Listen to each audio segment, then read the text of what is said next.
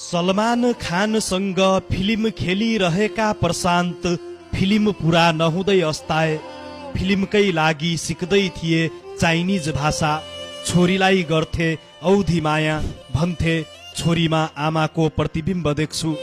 42 वर्षकै उमेरमा छोडे संसार। कुनै बेला एउटा मञ्चबाट आफ्नो स्वरले विश्वभरका नेपालीलाई एउटै धड्कनमा बाँध्न सफल इन्डियन आइडल विजेता प्रशान्त तामाङ अब हामीमाझ रहेनन्। आइतबार दिल्ली स्थित आफ्नै निवासमा 42 वर्षको अल्पायुमै हृदयघातका कारण उनको असामयिक निधन भएको छ। बलिउड सुपरस्टार सलमान खानसँग फिल्म ब्याटल अफ गलवानमा अभिनय गरेका प्रशान्तले उक्त फिल्मको डबिङ र प्रदर्शन नहुँदै सदाका लागि आँखा चिम्लिएका छन्।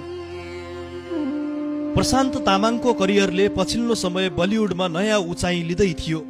उनी सलमान खान अभिनीत प्रतीक्षित फिल्म ब्याटल अफ गलवानमा एउटा महत्त्वपूर्ण चिनिया सैनिकको भूमिका निर्वाह गरिरहेका थिए।